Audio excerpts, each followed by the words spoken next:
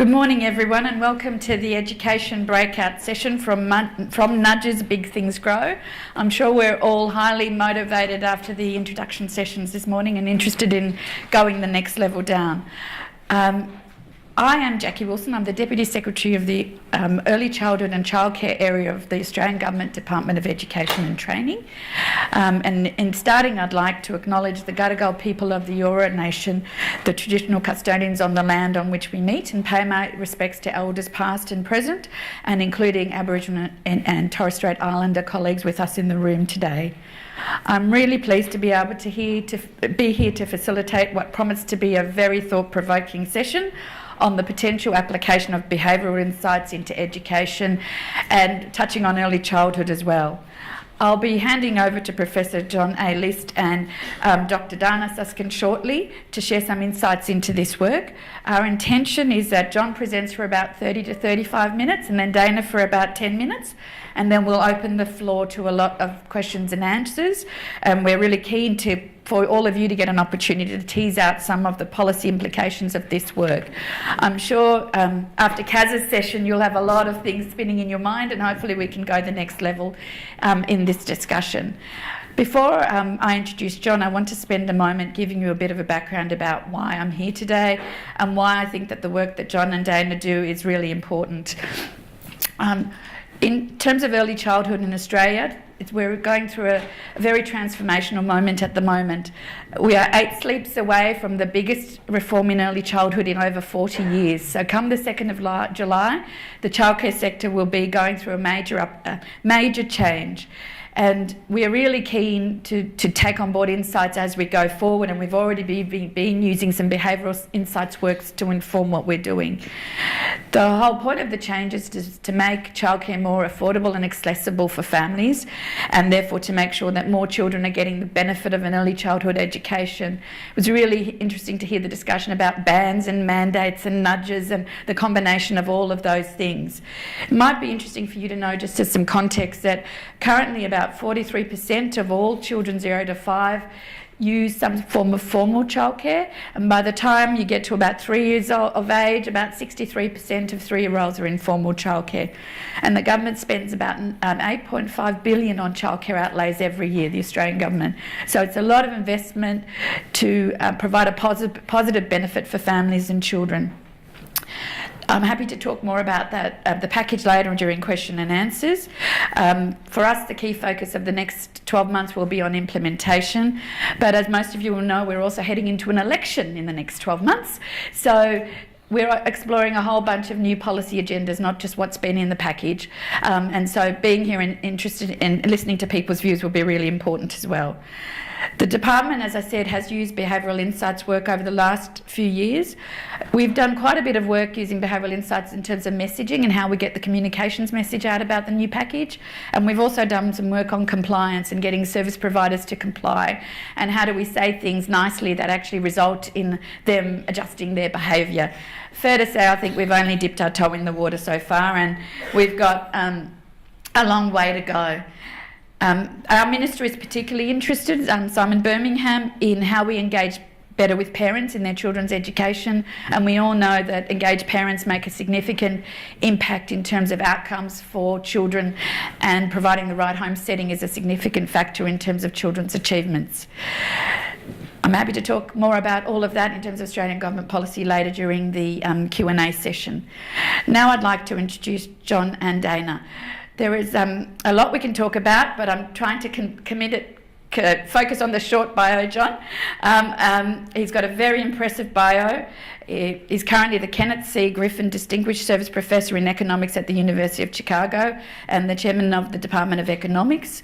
His research includes over 200 peer-reviewed journal articles and several published books, including the 2013 international bestseller, The Y-Axis, Hidden Motives and the Undiscovered Economics of Everyday Life. John has a strong focus on early childhood education and has been a long-time advocate and pioneer for developing quality evidence through field experiments. From my perspective, this is really critical, and why I'm really looking forward to John's presentation today. As we all make efforts to improve the outcomes with the same amount of money, how we invest in the right outcomes is really important, and behavioural insights will really help us gather evidence to support these investment decisions. I've been told that John believes so strongly in the power of incentives that he promised his daughter a trip to Disney World in exchange for her becoming toilet trained. He says that the day he made the offer, she used the toilet and was trained. You might want to ask him more about that later. Dana will also be joining us in this session. Dana is the author of 30 Million Words, Building a Child's Brain, and co-director with John of the 30 Million Words Centre for Early Learning and Public Health.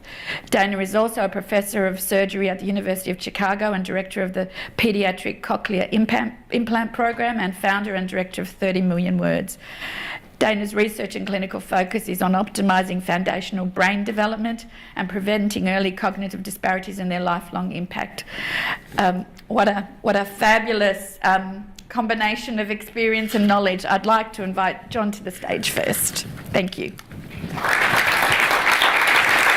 Thank you. Very nice. Thank you. Besides a great policymaker, you would be a good private investigator. That's information that I didn't think anyone actually had. That's very kind. And it's wonderful to be back. As you can see from the slide, I also have an appointment at Monash University. So I come to Melbourne every year for a few weeks to work on field experiments with professors and students at Monash. But I'll leave that on the sidelines for today. How I want to arrange my 30 minutes is I want to first start out with some background on how economists and social scientists think about empiricism. From there, I want to give you two examples. One will be about education, but not early childhood, and that will be around teacher performance pay and how to use a behavioral insight called loss aversion to enhance more productivity amongst our teachers. From there, I'm going to show you a field experiment / behavioral intervention that we developed over the last several years in Chicago Heights. And I'll talk about some results from that intervention. And I'll conclude by saying exactly where we're going from that intervention, and then that will pick up where Dana will start. And then together you'll see kind of the way that we see the landscape of early childhood. Okay, so my first formal course in economics was in 1987. And there was a textbook by Paul Samuelson and Bill Nordhaus. And I picked up the textbook the very first day of class and I opened it up. And here's what it said.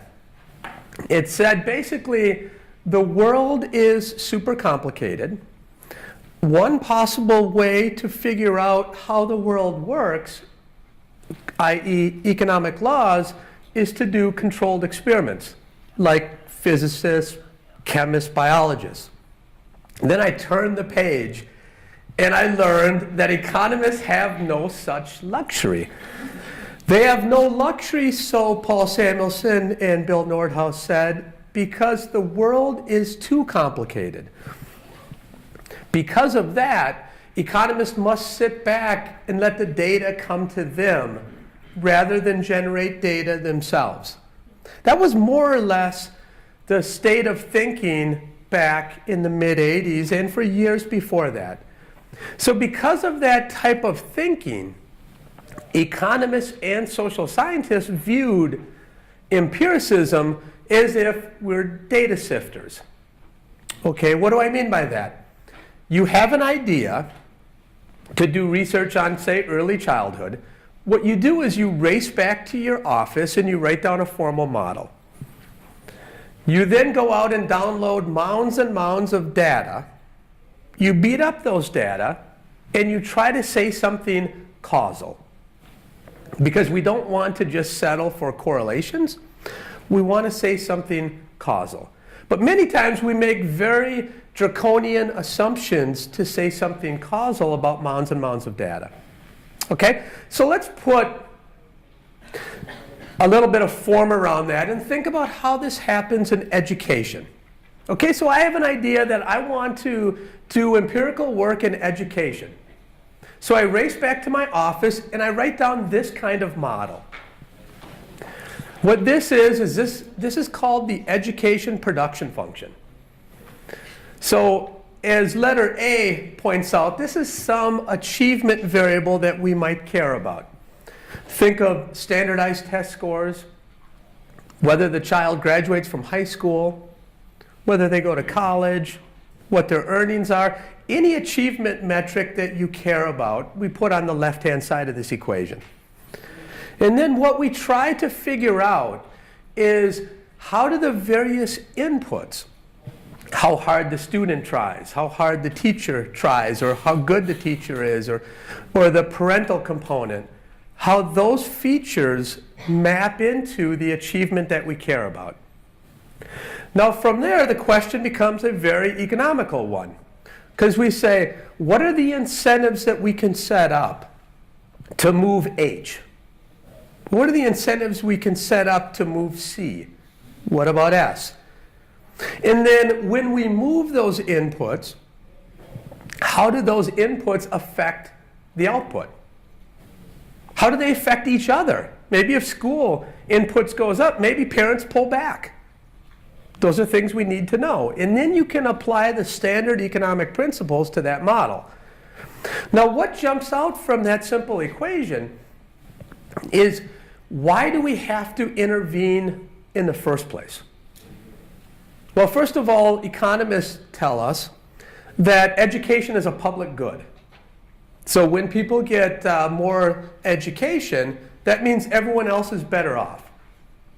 Those types of goods are undersupplied or underinvested in.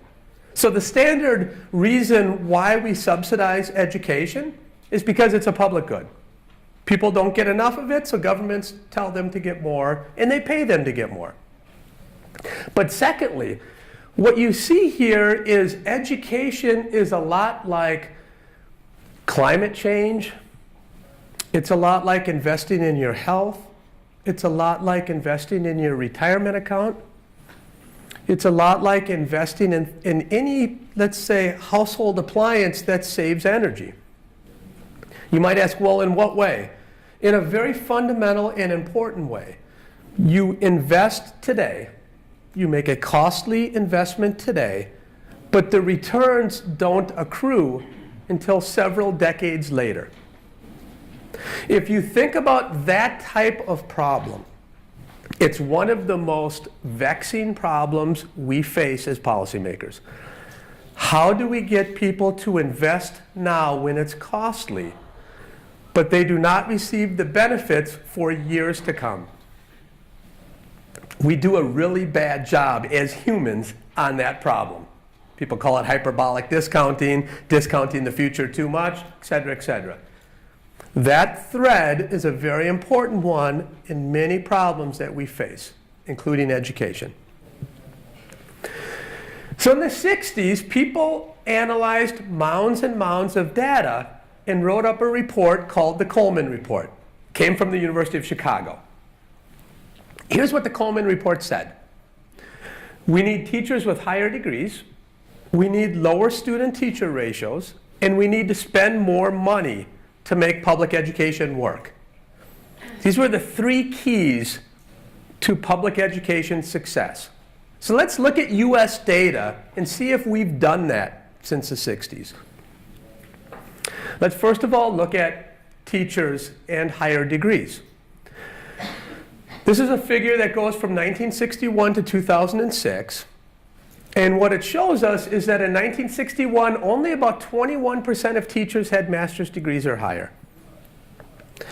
Fast forward to 2006, we're over 60%. Check. Teachers have received higher degrees. How about student-teacher ratios in public schools? Back in 1970, over 22 to 1. Today, around 15 to 1. Check. Student-teacher ratios have gone down. How about money? Well, the money's there too. This is in real terms. 1970, we spent about $5,200 per student. And now we spend over $12,000 per student for public education. So check. These are all inputs. We've done exactly what the Coleman Report told us to do. Now let's look at some typical outputs that we care about. Graduation rates. Over that exact same time period, here's what's happened. It's down a little bit even, right? 76.9 to 74.7. Okay, how about standardized tests? Over the exact same period, it's flat. How should I interpret these data? There are two very different ways that I should interpret these data, or I could interpret these data. And I've sort of framed it so you interpret it in a very negative way. Look at the title. I say results have not materialized. One way to interpret these data would be to say, wow, we have spent so much money, but the results are not there. That is consistent with the data. But another way to interpret these data would be to say, wow, think what would have happened had we not done those three things. Standardized test scores would be down in the basement. There's a fundamental problem. We have not rolled out those policies in a way that we can measure whether they worked or not. And that's a fundamental problem that policymakers around the world make. When I worked in the White House in 2002 and 2003, we made the same mistake that people made in rolling out these policies. Nearly impossible to figure out which of the two interpretations is correct. Now, in a way, Mark Twain is right about a lot of policy making, right? All you need is ignorance and confidence, then success is ensured. Just look at our president today, right? And this is a perfect example of a Twain way of doing business. Now, I'm here to say that, look, in America, around the world, we've done public education for a long time. And the fact that we know so little about the education production function is very troubling. Doesn't make sense.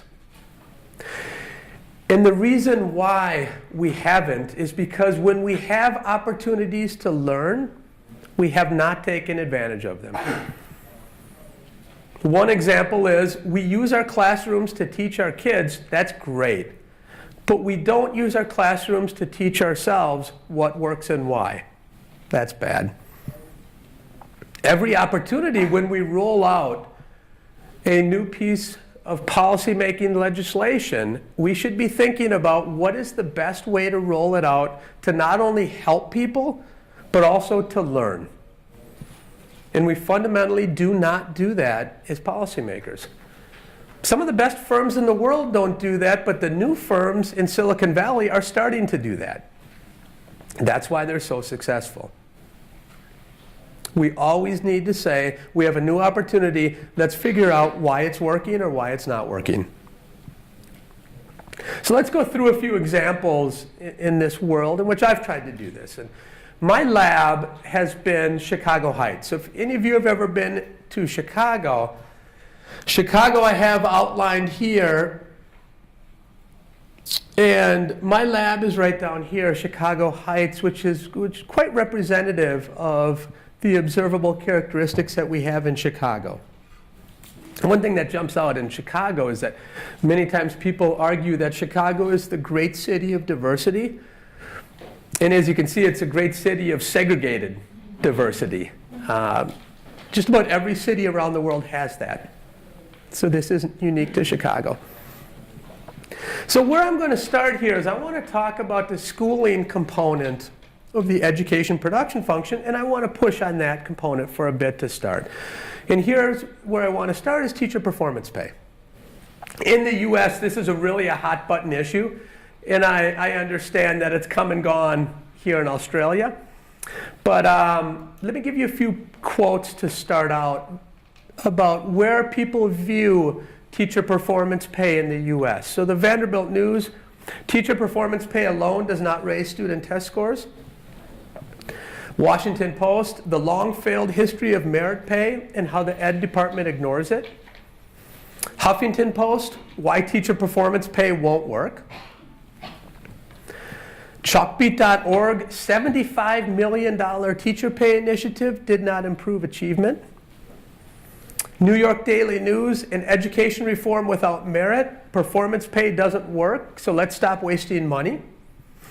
And my favorite quote, which came up when I was negotiating with the teachers' unions, teachers are not like you economists, John. They don't value money, they value the kids. Now, when you hear that, you think, as an economist, you think, wow, I think I've just earned a Nobel Prize. Because I have found that 10% of the population does not value money. To an economist, that's a really, really big deal. Now, later what I found from the ABC News is that teachers' union endorses bonus plan, just not based on performance. So there goes my Nobel Prize down the tube. Okay, so I think we've established people like more money to less. The key is, can we use behavioral insights to make a teacher performance pay program work? Okay? And what I want to do here is introduce you to something called loss aversion.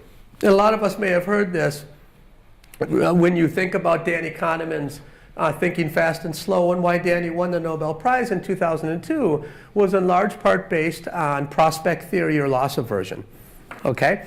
So what I want to do is I want to leverage loss aversion in a bonus contract that we actually give to teachers in a field experiment. So conceptually, here's how an economist would draw up what loss aversion is. This gives you some intuition. I want you to start at the origin, and I want you to say, if I gave you $1, what would your satisfaction increase to? So what I'm doing is I'm just going out here to $1, and I'm going up there, and you have G units of satisfaction. Okay, now let's go back to the origin and say, I'm going to take $1 away from you. Go over here, go down, you have that amount of losses.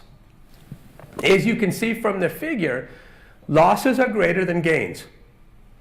That's called loss aversion. Okay, and psychologists and economists have shown us time in and time again that people have preferences like this.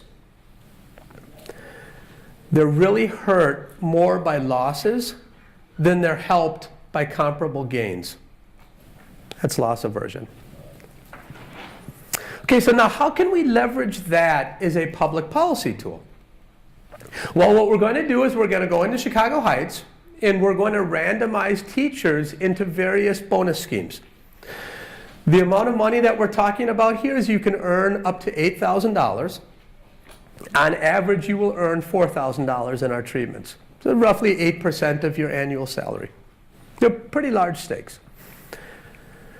What I'm first going to do is I'm going to put a group of teachers into the standard bonus scheme. And the standard bonus scheme in the US is you work for the year. At the end of the year, you're given your bonus check. Usually it's around Christmas time. It's called a Christmas bonus. So here, we're going to tell teachers in September, we want you to work really hard for the year. At the end of the school year in June, we will hand out bonus checks based on how much your students improved, using a value-added metric, which I won't go through today. Okay? That's the standard bonus scheme that all the newspapers talk about, and probably what you've done here in Australia as well. Now, the innovation here is the clawback. Here's how the clawback will work. We go to a different set of teachers in September, and we actually give them a check for $4,000. And we tell them, if your students do not improve, in June, you will have to give us money back. Now, in these cases, your lawyers have to talk to their lawyers, no doubt. But the idea is, will this make teachers work harder? It's an identical, it's an isomorphic incentive scheme. It's just changing the frame. Okay? So in a nutshell, here's how easy this experiment will be. Teachers are randomized either into groups, group 1, group 2, or group 3. Group 3 is our control. They receive no bonus plan. Okay? And now I'm simply going to observe how teachers behave during the school year and how much their students achieve during the school year. Okay, and I'm just going to give you one metric here. The y-axis is standard deviations, and the really large bar is a racial achievement gap. This is something that every policymaker in America wants to try to get rid of. The difference between minority and majority kids is called the racial achievement gap, and it ends up being about 1/3 of a standard deviation. So majority kids score about 1/3 of a standard deviation on average above minority kids. And it's really hard to get that to go away. So what I have up here, first of all, is the effect of the gain treatment. This means is that above and beyond the control, having a bonus scheme, those kids increase by about 0.05 standard deviations. All the newspaper headlines were correct. It really doesn't seem to work. However, if you look at loss aversion, you see that students who are in classrooms where teachers have the clawback, they increase by over 0.2 standard deviations above the control. How is this working? These teachers do not take time off right before lunch. Where a lot of teachers say, we have 8 minutes left, Johnny, put your head down. Or at the end of the school day, we have 12 minutes left, I'm tired, so let's just go do your own thing. These teachers do not do that. They take advantage of every minute in the classroom. And it's the clawback incentive scheme that induces that full effort. Think about this. If your child was just randomly placed in a classroom where there's a loss-averse incentive, they go up by over 0.2 standard deviations. That's thousands and thousands of dollars in the labor market, just because of the loss-averse incentive scheme. And we find that this has worked in several other areas as well beyond with teachers. It works with students as well in several other places. Now, in doing all of these experiments with K through 12, what jumps out at you is that it's very difficult to introduce broad game changers. And what I mean by that is making a 9th grader go from dropping out to being a STEM major. Why? Because most 9th graders in these types of schools are reading at a 3rd grade level. And most 9th graders in a year will be dropping out. In fact, over half in the high schools that we work with drop out. So it's very difficult to touch them so late in their lives to make fundamental changes. We can make some changes, as I just showed you, but they're not fundamental, deep game changers. So that induced us to go back and think about early childhood. And for me, that started at the age of 3, 4, and 5. So this is called the Chicago Heights Early Childhood Center, and this started in 2010. This is a school that we started as researchers within Chicago Heights to try to learn about what works in early childhood. So what I want to do is I want to go through years 1 and 2 and then years 3 and 4, and I see it's 11:48, so I'm already 25 minutes in here, so I'm going to try to race a little bit more so I don't take time from my lovely wife, Dana. Okay, so let's jump right to the design. We have about 1,500 children who sign up. Parents sign their children up. And the first 2 legs of the design is an all-day preschool. Has anyone in here heard of Tools of the Mind? Please raise your hand if you've heard it. Okay, so a few people. This is a curriculum that is advertised to affect executive function or non-cognitive skills. So we have some students going into an all-day preschool that has a curriculum that stresses executive function skills. Group 2, consider this your meat and potatoes cognitive curriculum. Okay? Groups 3 and 4, we never teach the children directly, but we teach their parents what they should be teaching their kids. So once every 2 weeks, we meet with a group of parents. We take stock in what they've done in the last 2 weeks, and then we give them new materials and new help for the next 2 weeks. The only difference between groups 3 and 4 is that in group 3, we pay parents cash. We pay them cash for performance. And it's roughly $7,500 on average, and that's meant to equal what we pay for each child in groups 1 and 2. The budget's about $7,500. Group 4, rather than pay parents cash, we put that money in a college tuition fund, and when their child goes to college, they can draw down that fund. So the idea is, let's set up a system where parents have a continual incentive to invest in their child. That's group 4. Group 5 are the unlucky ones. They're the control kids who receive nothing from us. They can go out and get other treatments should they want. Okay? So our assessments, we start out by assessing kids at baseline. All of the experts told us, since it's so expensive to assess, just do it at the beginning of the year and the end of the year. And I said, well, wait a second, shouldn't we do it at the middle of the year to figure out the growth rate in learning? They said, no one's ever done that, and it costs too much. So my thought right there was, I better go back to the donor and get more money, because I want to do it midstream as well. And you'll see in my results why that was extremely important to do the assessment in January. So we're going to use a battery of simple yet standard assessment tools. On the cognitive side, these will be a series of Woodcock-Johnson tests which are normed. For non-cognitive or executive function, that's a little bit harder. This is a very new area, and it's very difficult to figure out what are the correct, quote, correct measures. So we use some, and I'll show you in a few moments some of them from Clancy Blair. We developed some of our own using behavioral field experiments. But the non-cog will not be nationally normed. So it'll be a little bit harder to interpret those data. So just as an example, one thing called letter word receptive vocabulary. We say, what letter word is this? For spelling, can you draw a line like this one? Can you write the letter A? For applied probability problems and quant concepts, what shape is this?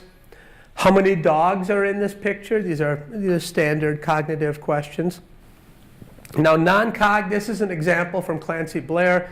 What color is in this house? What color was in this house? Experts call that operation span. Now, I understand that when you talk about non-cog, it's like, well, that looks like cog. So there are obviously spillovers and a lot of overlap between these measures. But let me jump to the summary results. And let me first say that these kids enter our program, they're at about the 33rd percentile. Okay, so this is, on average, these children are very far behind other kids around America. So what I've put up here first is the cognitive percentile improvement. So on the y-axis, I have percentile change. And where I want you to focus right away is right here. And I'll give you an interpretation of those data. This is the curriculum that's advertised to push cognitive skills. Okay, so what you see is in the first 4 months, kids increase by close to 20 percentile points. So they're roughly going from the 33rd percentile to about the 53rd percentile, from southern Chicago to northern Chicago in 4 months. And then the next few months, they're only increasing by about 3 percentile points.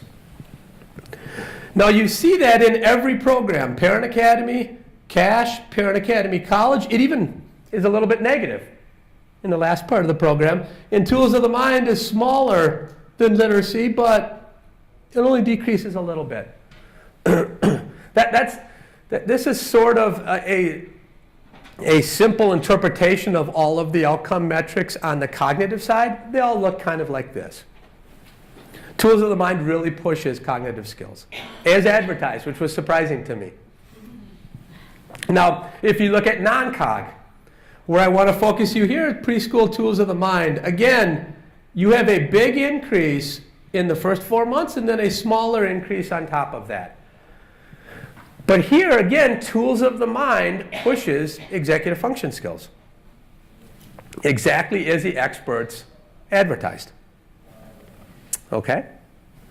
And again, on the executive skill side, we have the first 4 months being the lion's share of the gains. And that's going to be important from a policy perspective.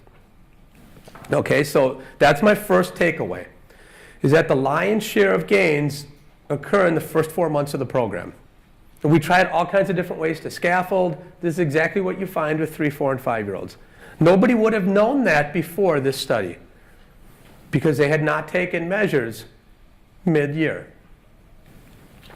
What's also interesting is we have effectively randomized children into COG and non-COG bins. So after they leave us, they go out to the public school district. An open question is, what sorts of skills should we be focusing on with 3, 4, and 5-year-olds? Of course, you can say all, but there's an opportunity cost of time. The more time you spend on COG skills, the less time you can spend on non-COG skills. We will now be able to answer that question moving forward. Now, Parent Academy performs quite well. What you see is, in terms of investment, those parents are investing a lot more in child in terms of hours and quality compared to the pre-K parents. Now, what's also interesting is that the Parent Academy parents are investing more in children's siblings too. It's like a positive spillover effect from the Parent Academy. The siblings who are not part of the program are also being helped. Now, our treatment worked well in this way as well, that the ones who are in the cash treatment, they're investing more during the experiment compared to Parent Academy College, but it reverses afterwards, which is a very nice experimental manipulation to learn about, first of all, how to affect investment, and then how does investment affect achievement. We're able to do that through the cash and college treatments. Now, after year 2, we come back and we're thinking, well, now we have a lot of knowledge. We have a field experiment in which we've learned a lot about the education production function for 3, 4, and 5-year-olds. Right? Because in years 1 and 2, we developed all of this human capital. We know what works and why in Tools of the Mind, in Literacy Express. We've developed a Parent Academy. The idea now is, can we put those all together as one curriculum that has been developed using behavioral economic insights and a field experiment? And this is, the way I think about this is, it's an off-the-shelf curriculum that we can use to lower the achievement gap in a very cost-effective way. But you might ask, well, if you do COG-X in years 3 and 4, what will be your experimental variable? What will you randomize over? And of course, we learned that from years 1 and 2, that we should be thinking very carefully about time. So we developed a program, and this is group 3 here, called Kinder Prep. Let's do COG-X, our new curriculum, over a 3-month period, a 9-month period, and a 12-month period, and compare those to a control.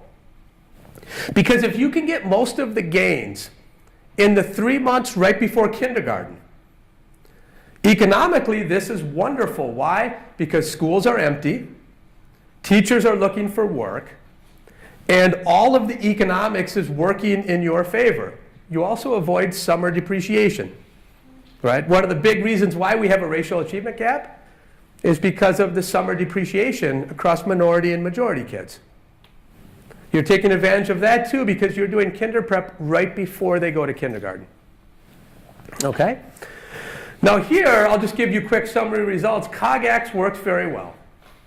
The percentile lift is above what we observe in years 1 and 2. The early evidence is that kinder prep is right alongside the longer treatments. Parental investment is also greater. Why? Because kids are coming to an all-day preschool program, and the parents are going to a parent academy, so it's augmenting what the kids are getting. These families get both, all-day pre-K and a parent academy in COGAX. So the parental investment is much higher than what we observed in years 1 and 2 as well. Remember, these are with a total different set of kids, total different set of 3, 4, and 5-year-olds. Now, where we're going with this is we're following these kids over the entire life cycle. We need more longitudinal work in this area. We shouldn't be thinking of this as simply we treat them, we look at the result, and then we let them go. That's not the value proposition we want to give in education. So over the entire life cycle, of course, there are many, many important social issues that early childhood needs to take on. Around Chicago, teen pregnancy and criminal rates are very important. Now, a shorter-term example is many times in these cases, you have a lot of reversion when you look at abecedarian or peri-preschool. If you just measure cognitive skills, by the 3rd grade, treatment tends to revert back to control. Our first-year kids are in 7th grade, and we have a lot of reversion too. But we've randomly put people into classrooms, so we now have learned why reversion occurs. Reversion occurs when you put your treated kids with the masses. If you keep all the treated kids together, there is much, much less reversion. And this gives us some insights behind teachers shooting for the middle. Your really, really high-achieving kids end up going down to the middle. That's exactly what's happening in reversion. You need to continue to treat kids. Just like you think about a continual drug that's taking care of a medical issue. We don't just do it for a month and then stop and think everything's going to be great for most medical issues. Now, we've used check also for many small-scale experiments. You can think about marshmallow tests. You can think about intergenerational transmission of preferences. You can think about altruism, et cetera, but I won't go into those today. Now, future directions, and this is where I'm going to turn this over to Dana, is that so roughly 3 or 4 years ago, I was so excited about this work, and I went and talked to Dana. And she said, you know, John, your 3, 4, and 5-year-old work is great, but it's too late. Well, I said, wait a second. I used to do 8th grade stuff, and then I realized myself that's too late, so now I'm going to do 3, 4, and 5-year-olds. Dana said, no, you're still too late. And then I started thinking about what happens in the hospital when your child is born. How many of you have kids? Please raise your hand if you've had. Oh, great. I have 5 kids. We have 8 together. In the States, what happens is your child is born, they get some shots. You get a shots book, so to speak, and then you bring them back in 3 months and they get more shots and a checkup. You bring them back at 6 months, they get more shots, 12 months, etc. That is a very scientific approach to immunizing our children. And we've learned that over years and years of science to figure out what works and why in medicine. But what do you receive along the lines of how to develop your child's brain? You get a little dumb packet that's basically a throwaway, some baby packet or something. Here in Australia, right? Jackie told us. There's no science behind it, largely. And it's largely a throwaway.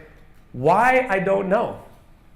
Why don't we, at -9 months, begin a scientific process that is akin to immunizing our children along the lines of developing our children's brains? It doesn't make sense. It doesn't make sense. I'll stop here and turn it over to Dana, and she's going to tell you a little bit about our center, which is set up to do that very task.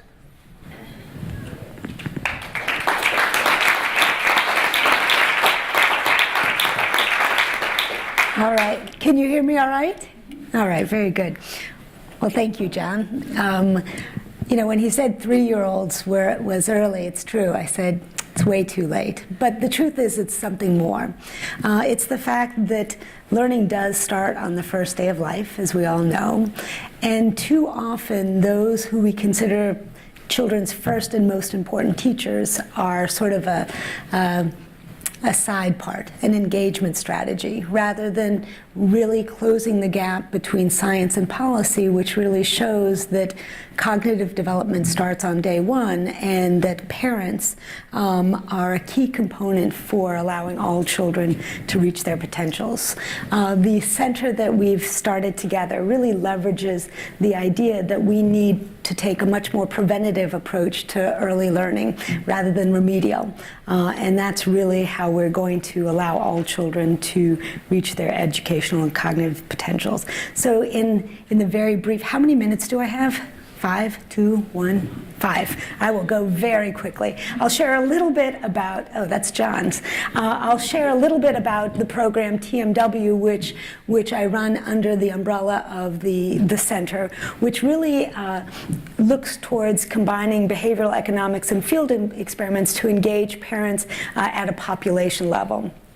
Just a little bit of background, I'm sure it's quite similar in this country, is that there are significant inequities on the first day of school, right along the socioeconomic gradient. And it is quite clear that these disparities start long before the first day of kindergarten, the first day of preschool. As early as 9 months, cognitive disparities, socioeconomically related cognitive disparities appear. They triple by the age of 24 months. The intersection with education, psychology, and neurosciences is really showing us that these education disparities are really impacts on fundamental brain development. And this could be a whole talk in and of itself, but Kim Nobel and the like really have demonstrated negative impacts on early brain development, socioeconomically related impacts on brain development in areas most important for educational outcomes. The prefrontal cortices, so executive function, the temporal region, language, hippocampus, and amygdala memory. Because at the end of the day, it all comes down to the brain. And one of the key drivers is differences in parental investment in the early years. This is very different from the idea all parents love their children, all parents want the best for their children. But at the end of the day, differentials in impact the development of the child. This is a quick shorthand slide to just demonstrate that there is robust science connecting early language and interaction with all aspects of brain development, from, as you might imagine, vocabulary, literacy, math and spatial function, behavior, stress management, really the entire brain. So skipping the first 3 years really puts us and children behind. As a result, the TMW program that I run really focuses on developing population-wide interventions to engage parents, both to impact knowledge, beliefs, and behaviors about the importance of the first 3 years of life and language and interaction. Towards that end, we just wanted to share a little bit about the model that we are developing and testing in randomized control trials, and very soon implementing at community-wide levels. And what this model looks like, it really goes back to what John mentioned. You know, children get their immunization schedule. They learn about the physical well-being of their children through physicians, through the communities, but we haven't found a universal sort of systematic way to share this information with parents and to systematically try to impact behavior. Towards that end, we've developed a model which works through existing systems of maternity wards, and even before, pediatricians' offices, home visits, and community-based organizations, as well as early care providers. And we've developed this multifaceted behavioral intervention that works with parents. Each of these interventions have been tested in their own randomized control trials. And while I don't have much time to share what these interventions are about, really the big idea is this being a novel model for a population public health approach to impacting parents large scale. The fundamentals of these interventions are both sharing information about the science of brain development and the different strategies that parents can use, as well as how to put it into action. And as we know that especially in this conference, you give too much information, you get nothing. And so as a result, we have a shorthand way that we call the 3 T's that parents can put the science into action, tuning into their children, following their children's lead, talking about it using rich language, past, future, and the present, as well as taking turns, viewing their children as a conversational partner from day one, having conversations with their babies before they can even talk. And these 3 T's are a fundamental to all the interventions that you saw on the previous slide. But that we know knowledge only gets you so far, and because of my close alignment with Professor List, we have embedded within all of our interventions behavior change strategies or nudges which go along the line with different behavioral concepts such as cognitive load, present bias, plan making, framing, and reminders. Unfortunately, because of time limit, I won't go into detail, but these interventions aren't simply about sharing information, but really trying to impact behavior.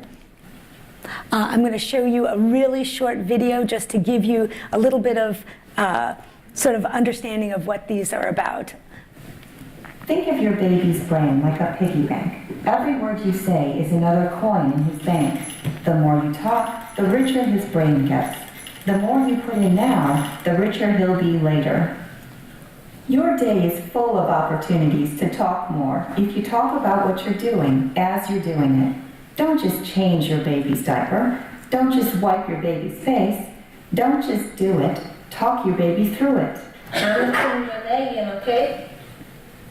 And then put your other leg in. Now mommy's going to sit that baby up so that baby can stay warm. She can stay warm, warm, warm. And this is just a little bit of the information that's transmitted in the newborn intervention. All of our programs are developed to overlay onto existing systems. We know we have finite resources, and as a result, we implement over the universal newborn hearing screen on the maternity ward. A baby gets their hearing test. Why? It's not simply to see if a baby is born deaf. It's because language is the food for the developing brain. The model that I showed you just before, as I mentioned, these interventions you could imagine in their own silo of the maternity wards, pediatrics offices, but really the big idea is, can you impact knowledge, beliefs, and behavior at a population level? And towards that end, we are in the midst of interviewing communities for our next large venture, which is a community-wide proof point where we'll aim to embed our multifaceted intervention across the landscape, hoping to impact and work with families from day one on the birth of their baby into the age of 3. But because we know at the end of the day, what we need to do is not only share this information, but learn what works and what doesn't, science and research will be part of this entire endeavor. And with that, I will close out so we can have the Q&A. Thank you.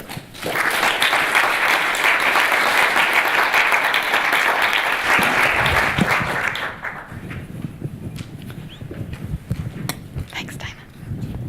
Just here is fine. You can sit in the middle. I'll sit here. Okay, there was a lot of food for thought in all of those, and I'm sure both Dana and John would be happy to extend further on some of their discussions and the points they raised. I'd like to introduce my colleague Paula Chevalier, who will be directing questions with a microphone. And if you could please just say who you are and where you're from in asking the question and direct the question. This is your opportunity. There was a lot of richness of information provided, and it's your opportunity to seek further clarification. So Any hands up? Hi, I'm Angela Woods from Hickson's Lawyers. Very valuable insights there. Just wondering, have you noticed with your different points of intervention, are there any that work better for certain groups than others, whether it's on a socio-economic or communities or between different racial groups? I'm just curious if that's the case. Yeah, I can, I'll comment. That's a great question. So the best example that I have of, let's say, heterogeneities across people is the Parent Academy. When you look at the results in Parent Academy, there's one group that's causing those great results, and that's the Hispanic group. The African American group and the whites, we do not get much of a push on those two groups. So we dug a little bit deeper into thinking about what's going on here. Because most of the time, I think what policymakers continue to do, the error that they make, is they say majority kids need this and minority kids need that. And they group minority kids all together, not understanding that there could be very fundamental differences in why they're failing. In this particular case, this is exactly what happened. In our data, what it suggests is that in the Parent Academy, the Hispanic families tend to have a lot of interchangeable parts. So what I mean by that is if the mom can't make it, the dad's a good substitute. If the dad can't make it, the grandmother's a good substitute. If the grandmother can't make it, the auntie is a good substitute. And they're all standing ready and able to help the child with the plan of the strategy or the plan that we give them. Where the other two groups in our sample, what I call the European Americans and the African Americans, they don't have that. They don't have the family network set up to make the Parent Academy a big success. Now, what does that mean? It means if we want to roll out the Parent Academy, it's best to target that group or change it, but we need something else for the other two groups. Because to continue to beat that nail makes no sense. And I think that's okay to admit that as policymakers, that there will be heterogeneities in the world. One size fits all will typically not work, but then we need something new or different for these other groups. Does that help? Good. So there's a hand up back there, Paula. Thank you. Hi, Nick Biddle from the Australian National University. So you mentioned your Monash kind of connection, and you would probably be reasonably familiar with some of the discussion around NAPLAN and kind of teaching to the test and standardised tests. Yeah. So I was going to ask you about kind of the merit pay examples. Yeah. And so two questions. One is how has the loss aversion leveraged merit pay kind of worked around kind of crowding out extrinsic and intrinsic motivations? And I guess a more fundamental question about kind of the experimental side of it, how do you kind of incorporate drawing out unintended consequences when they're kind of unpredictable consequences? Yeah, absolutely. Absolutely. So let me first say that we talked about this last night, this teaching to the test. You know, people say that in a very derogatory way. And to me, to my mind, that seems to be a problem with the people who are writing the test. Because why aren't we writing tests in which we want people to teach to? Now you could say, well, John, the dimensionality of it is so complex that we can't give them this broad array and say teach to it because it's too complex. Well, that's a problem about not knowing the education production function and not understanding what outputs we care about. So to me, that's a problem with the test writers. I want to set up tests that I can tell teachers, these are the things that I want you to teach your kids, and you will be rewarded based on those things. So in terms of teaching to the test, I want people to teach to the test because I think I know more about what you need as a young child than what teachers or some random person on the street will who doesn't know the science. Now, in our example there, we also measured other features in that experiment, which you call, are there unintended consequences? Like if you measure non-cog skills, Are those compromised? They're not. In fact, they're helped. Because many times in the production process of human capital, those things come together. It's not like when you raise one, you necessarily lower the other. When you teach more minutes, you tend to get more of both outputs. Now, where you went at the end, your last question was? How you incorporate that in the experimental? Yeah, so what's not well done is to measure what I call a general equilibrium effect. So these are all other facts or variables that might change outside of your experiment. I think more and more in the literature we're beginning to do that, to have an economic theory or a psychological theory about what other features of the economy can this intervention change, and let's make sure we measure those. Because in the end, what we want to say is, this particular nudge or this particular intervention affected social welfare like this, not just the experimental intervention. So when Cass was talking this morning, one guideline we should have, where a lot of my research has gone in terms of the clawback, is to measure the overall welfare effect of that nudge. Okay, what could I be talking about? Maybe teachers hated it, and they couldn't wait to jump out the window because they were in the clawback treatment. And they were, even though their kids were really helped, they were really harmed. We need to take into account that harm in doing the accounting for the welfare effects of that nudge. Now, we've done this in several different places with farmers, with cherry pickers, et cetera, with manufacturing workers. There are many more people who want that incentive as a commitment device. So we find that people will actually, the modal person will actually pay for that incentive scheme real money as a commitment device. So in a way, it's a double win. But you need to check those things. And I think when Cass put up the Bill of Rights or humanity, one thing should be, we should always concern ourselves with measurement of the total effects and the total welfare changes that accompany a nudge or a small-scale intervention. And then we start to understand the total benefits and the total costs of that intervention. That's a good question. Thank you. Thanks, Paula.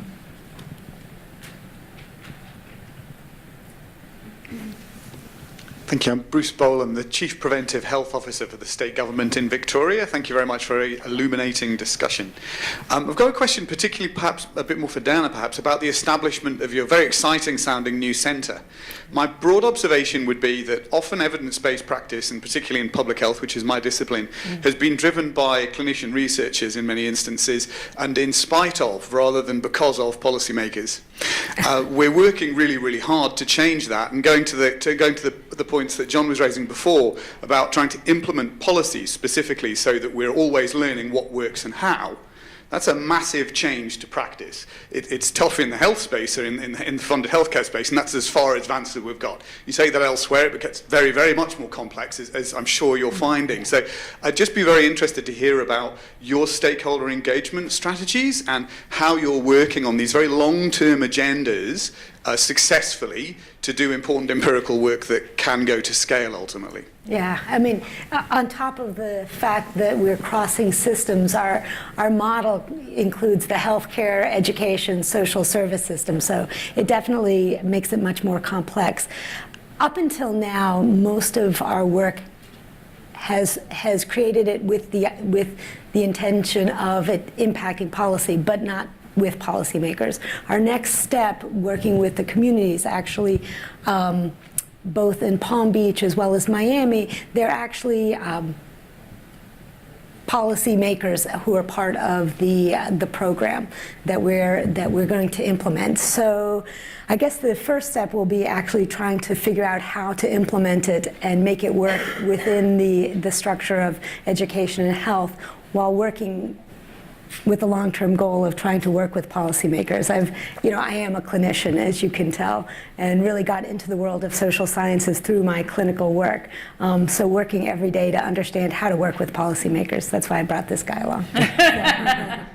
So do you have anything you want to add to it, John? No, I think it's a great question about when we put out the RFP for the community-wide intervention that Dana mentioned, we weren't sure how many people would respond. And when I mean respond, I don't just mean, yeah, we want the University of Chicago to come in and bring money. I mean, we're with you as full partners, and we will put in our own resources to help you go from birth to kindergarten and implement your programs in a cost-effective way that we will have skin in the game. And we will support in terms of after they leave your program, you can track them the rest of their lives in a very important longitudinal way. Because in the end, that's where you start getting scale economies back. It's very expensive to do assessments of a 3-year-old. Something like $250 per assessment in those experiments that I ran. But when they go to kindergarten and they start every year taking standardized tests, at least on the cognitive side, we get measures for free. We still go in and have to do the non-cog measures because policymakers and educators just aren't ready to do those yet. But that's the next change, is that when we start to talk about what are we measuring, we should be measuring things that correlate strongly with future lifetime outcomes that we care about. Earnings, college degree, graduating high school, et cetera, et cetera, et cetera. That will include a battery of non-cog skills or executive function skills, no doubt. I just want to add to what's sort of novel and exciting about this program, but at the same time daunting, is really what we're trying to do in the early childhood space, which really doesn't have a system per se. I mean, it's a complex, sort of fragmented system, all trying to work towards the same end goal, is through this cross-sector intervention, help unify and bring together these different systems. It is a definite work in progress, but as John mentioned, we recently did several site visits to strong contenders. And what you see is that in this early childhood space, there is sort of a work towards bringing all these people together in consortiums. I don't know how it is here in Australia, but in most of the places there's one large anchor organization who are either funded through property taxes or tobacco tax, trying to bring together these stakeholders. And what we're doing is coming in truly wanting to authentically partner in trying to implement it cross-sector. We'll have a lot more information probably in BX 2022, but right now we're very much in the beginning stages. Paula, I think there's a couple of questions that I saw 2 hands going up. Hello, Ben Cook from Defence. I'm interested in sort of some of the more practical parts and perhaps some of the more basic part of the experiment and how you would keep people or the parents motivated who are in these different groups when they see the results of the experiment and that other groups might be doing better, given that every parent wants the best for their kids? Well, that's an excellent question. And when you do true community participatory research, it's very hard to have a control group that has nothing. So actually, in all of the interventions that you saw in the randomized control trials, we always had a control group which received something. So in our longitudinal study of our home visiting, we have a mirror curriculum sharing about nutrition, so that you impact, so it answers that question. You're still receiving something, and number 2, you can address the attentional effect that sometimes can get in the way of with these results purely because of the intervention. So that's how we've addressed the different interventions and the RCTs.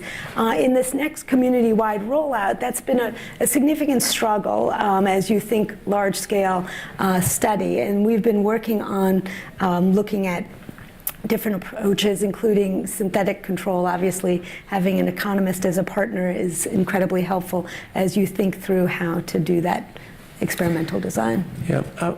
My thought is that those effects are opportunities, not nuisance parameters. And here's what I mean by that. The science of scaling is not understood well. All of you are here, and I thank all of you for being here. There's another session going on right now talking about the science of using science. I'll talk about that tomorrow during my keynote.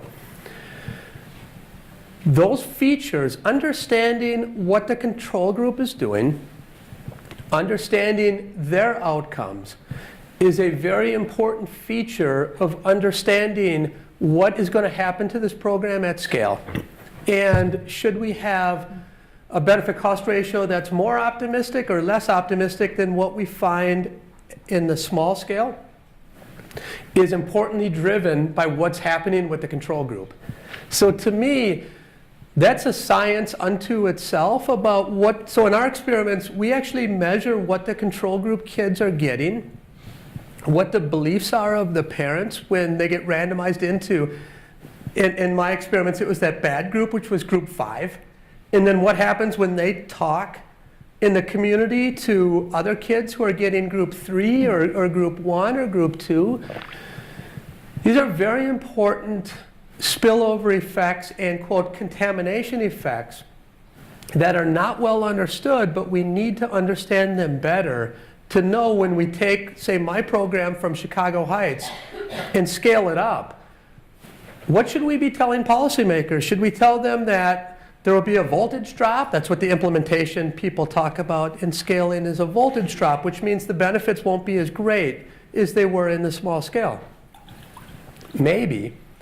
We need to understand the features of the situation at the small scale and how those features are different than the larger scale. And one of the things is how parents react to knowing they've been randomized into a bad group. And to me, there's a science and a set of questions altogether important on that we don't really understand, and we're trying to understand that as well, but that's a serious consideration. Thank you. Hi, I'm Cindy Riakis-Summa-McLeod from the New South Wales Behavioural Insights Unit. John, you've just preempted my question on scaling up, so thank you for answering. I hope you do answer this particular question ahead of the forum tomorrow. We have just completed in New South Wales 3 trials, my colleague Jeanette and I, 3 trials on encouraging student teachers to move to rural and remote parts of New South Wales to do their temporary professional experience placements. When we first got into this work, and now when we're at the sort of point of scaling up with the Department of Education, we are encountering quite a bit of resistance from the sector, actually going, oh, non-financial incentives, they will never work, it's all about the money. Just given how you opened your talk on teachers don't care about money, but yes, they actually do, have you ever reflected your results to the teachers from the performance and pay study, and how did they react? Yeah, absolutely. So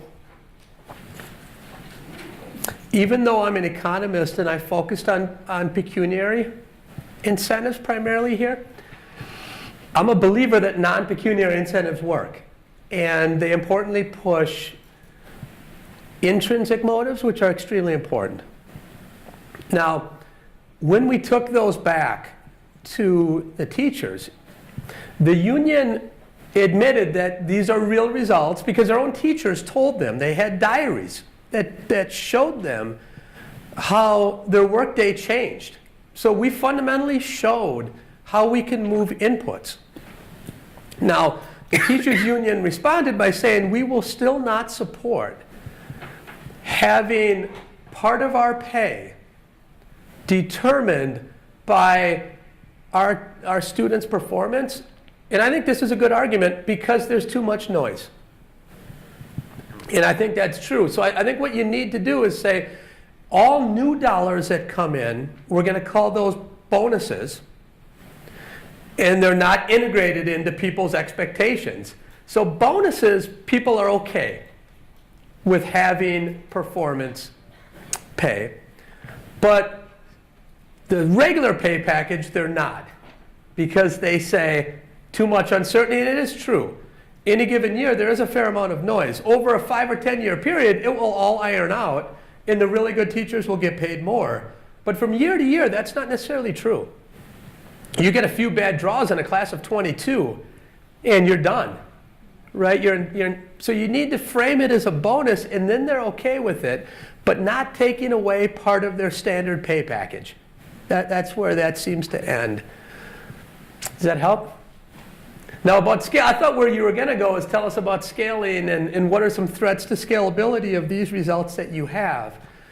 And I would say, well, come tomorrow and I'll have 3 very important threats to scalability, and one will be based on inference, what I call the inference problem. One will be based on representation of the population, and the third will be based on representativeness of the situation. And that's sort of where you were going, is they're saying, well, it worked there, but it's not going to work for us. We need to adapt it. And you didn't have ready an arsenal that said, no, these are the non-negotiables. And these are non-negotiables because this is why it works.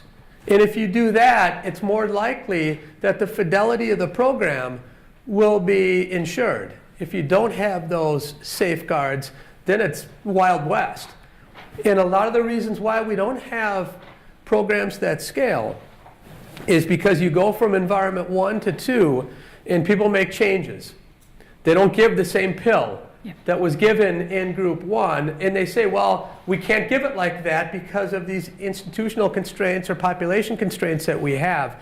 And then as scholars, we don't have a matrix of non-negotiables and negotiables because we don't understand why the intervention's working in the first place. So if you don't understand why A is better than B in our A versus B, then you're not in a good position to talk about why it should or shouldn't scale.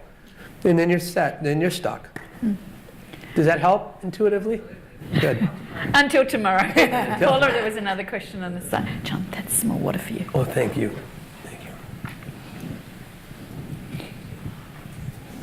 Thank you. My name's Jessica Irvine. I'm a journalist with the Sydney Morning Herald, but I have a profoundly self-interested question for you. As the mother of an almost 4-year-old who attends childcare 5 days a week from 9 till 5, I wanted to ask you about the composition of the students or the kids that you have in your sample size. At the 33rd percentile, it suggests you're dealing with a lower socioeconomic group, but what diversity do you have there in terms of there are kids from higher income backgrounds? And I noticed your metric for sort of judging that you showed us anyway is the gap between sort of, I presume, lower socioeconomic sort of groups, racial groups versus whites. So you reduce the gap. What sort of gains do you get across the spectrum of kids? Are there gains smaller for sort of the kids of rich white people? What I'm getting to is, you know, we talk about childcare in terms of early learning, but are we really talking about lifting the boat for the people who are at the bottom? And as a wealthy white woman, should I be at home with my child doing serve and return, and that will be better for him than being in a childcare centre where the carers don't have the education level that I have? Yeah. No, it's very good. That's excellent. So just to give you a little background, roughly 90% of our children are on federally free lunch programs. So that means that 90% of our kids are below the poverty line. The other 10%, we do have some variation, but not enough variation for me to sit up here and tell you that our programs work equally as well for, quote, rich kids. The kids who are in our sample from higher SES groups, they are improved, and in some cases more. And that does make some sense because they might have more opportunities for interactions with mom and dad at home because one of them can stay home because they can afford it. So altogether, I can say I'm not sure what will happen in the upper shelf. So far, I would tentatively say that they're increased too. But I will also say that my goal is not to reduce the racial achievement gap at all costs, because that means I'm willing to lower the top group. Our goal is to think about it differently by saying, we want every child to reach their potential. And if in the end, everyone is getting to their, what an economist would call their frontier, or their full potential, we've won. What happens now is it's not even close. And the truth is that high SES kids are getting closer to their potentials and meeting their potentials much more often than kids from the low SES group who are left behind. To me, that's what left behind means. Not that they score lower on standardized tests, but that they're not reaching their full potentials. And in that way, it's terrible for the child, for the family, and for society. Because look what we're missing out on. We're missing out on outputs and people who can contribute to the labor market in a very successful way because we haven't figured out how to take them from not having a chance to giving them a fair chance. That's what I think our programs are more about, rather than just simply lowering the gap, which I think is, I said it, but I think it's a wrong way to think about it. It's to obviously to raise everyone, increase the frontier, and then let's get them close to their frontier. Now about you personally, I intuitively like that you are willing to write about science and help the world and get the message out. So I would say stay up one more hour, continue with this job, but stay up one more hour talking to your son, and then everyone will be better off, your son and the world. Thank you. There's two more questions, Paula, I think. Hi, Liam Smith, also from Monash University. My question's about scalability. I think I really like Bruce's question before. I think you need political will and the willingness to spend social, financial, political capital to get these things from one to the other. But I did want to pick up on a point you raised before about a list of non-negotiables for criteria effect. For example, where some of your trials may equally be effective in other parts. So what would some of the non-negotiables be in your case for running trials in other sites? In Czech in particular? Yep. I think one non-negotiable is we need some sort of pecuniary incentive to get parents engaged. So parents of this ilk in these urban settings need some sort of incentive to get started. And then you can lower it over time after they see the benefits. Parts of things in the curriculum themselves would be things like, in Tools of the Mind, having at least a half hour of team play is a non-negotiable. So what we find in our data is when we don't have that part, certain executive function skills are not developed as much as when we do have the part about structured team play. So those are kind of elements or structures of the program that if you want the same results as what we have, they're non-negotiables. If you try to scale our program and take those out, for example, we've talked to people that say it's repugnant to pay parents.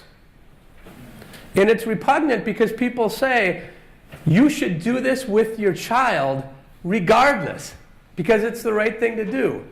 But guess what? People aren't doing it. So if we want them to do it, you have to have prices. We have repugnancy in other markets as well. People say you shouldn't smoke. Here in Australia, you have plain packaging rule. We have taxes. What are taxes? They're raising prices so people won't do this repugnant activity. We use prices all the time, but people don't like to use it in education because they view it as repugnant. I disagree. I also think people should do parent talk and education because it's the right thing to do for their child. But guess what? Everyone does not have intrinsic motivation like we do. So if they're not willing to do it intrinsically, we need extrinsic incentives just like we do with alcohol taxes and cigarette taxes. We need to add prices. Call it repugnant, don't call it repugnant, but it's the best thing that we found out can work right now. So I think you always have arguments like this where people just place a normative value on something they don't think is right, but then they don't have an alternative to get people to do the right thing. If you don't have an alternative and you're not willing to use prices, then I don't really understand, are you really about solving the problem?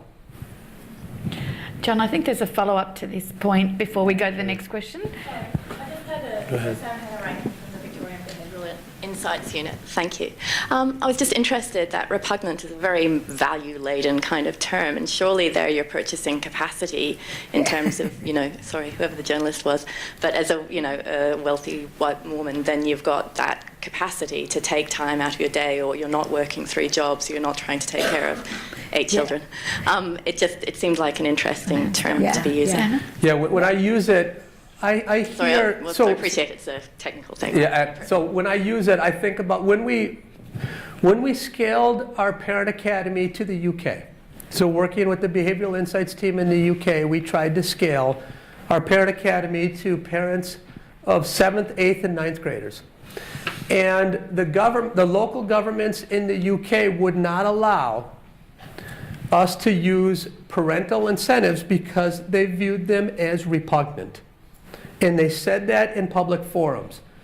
And I told them, we will still do the program, but I think it will fail because of lack of participation.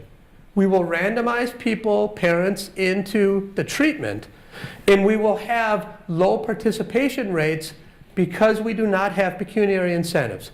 And they said, we don't care, Professor List, we view that as repugnant.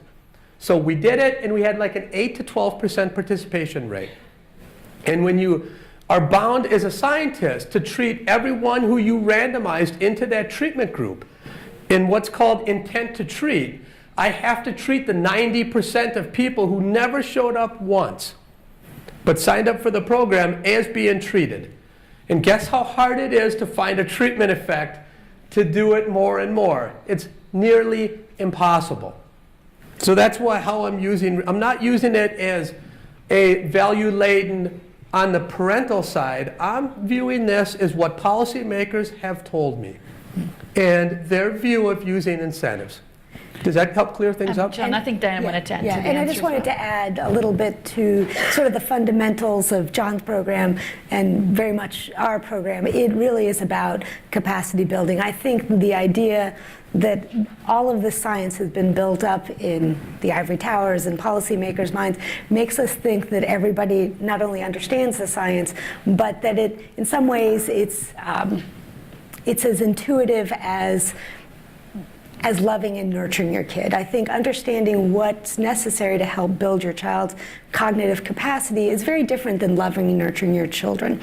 And as you see, parenting has evolved, and how we parent has evolved tremendously in the last 100 years. I mean, none of us spoke to our children 100 years ago. We just wanted to keep them safe. And so I think the idea of repugnancy had nothing to do with the idea of capacity building related to families. It's about how do you help engage families in these different trials. So just wanted to clarify. I know Brad's going to frown at me from the back of the room, but Michelle, you've had the mic for a little bit, so this is going to be the last question, and then I'm going to wrap up. Thanks, Jackie. Thanks, John and Dana. I think my question probably goes to the issue you raised about the need for more longitudinal studies to be done. But I'm just wondering if you can comment at all on at what point do any of the behavioural interventions or the nudges that you're talking about turn into established habits, or not? No, it's great. It's a great question. So I'll answer first. I think I think when you're able to truly partner with communities, policymakers, and scientists so that it is we have a number of longitudinal studies running in our program, but that doesn't prevent us from going to the next steps of this community-wide effort where it'll be a continuum with a continuum of feedback, looping back to the scientists and to the policymakers to understand what works, what doesn't work, and how to continue to improve the program that you've developed. So that allows you to continually have longitudinal data, but make impact in the field. So I don't think that it's one or the other. I think it's all of it, and that's really when we're going to make change is having the triumvirate of researchers and policymakers. But I know John will. Yeah. So I've done behavioral nudges in a lot of different areas. And the one thing you learn is that behavioral modification is very, very hard. Long-term behavioral modification is nearly impossible. An example that I think about is we've worked for several years now on trying to convince households to adopt energy-conserving technologies. Trying to induce households to use less air conditioning and water. And we've worked with very large-scale power producers in terms of getting the message out, and then we monitor how people change their behaviors. What we find is the best kind of thing is we can move consumption by about 2 or 2.5%. And it can occur through messaging, things like 9 out of 10 of your neighbors consume less energy than you. Shouldn't you be doing a better job by the environment? And then over time, that works for 3 or 4 months. And unless you keep pimping them, it goes away and depreciates. And I began to believe, and still believe, that you need to induce people to implement and install new technologies that are very difficult to reverse. An example, we use behavioral nudges now to have people put in CFLs and to have people put in low-flow shower heads. Okay, so how does that work? I use a behavioral nudge to have people install a low-flow shower head. And what happens is they don't take 20 more minutes of showering. They might take 3 more, so they don't entirely counteract it. They might take 3 or 4 more minutes, but now I have a piece of technology that's very difficult to reverse. It's irreversible investment, which is what you want. They don't have to change their behavior after they install it. And when they move, that technology stays in place. And we look at movers and then how. So what happens is we get behavioral modification in house A, they move to house B. It tends not to go with them, but the technology stays, and then it works. Now in my study, let me come back around and say, did these teachers continue their good practices after the loss-averse treatment? They do, but it's only about 20% of our in-treatment effect. So what I mean by that is you saw about 0.22 standard deviation increase. We get a fraction of that with that teacher going forward, because we've mapped their outcomes after we left.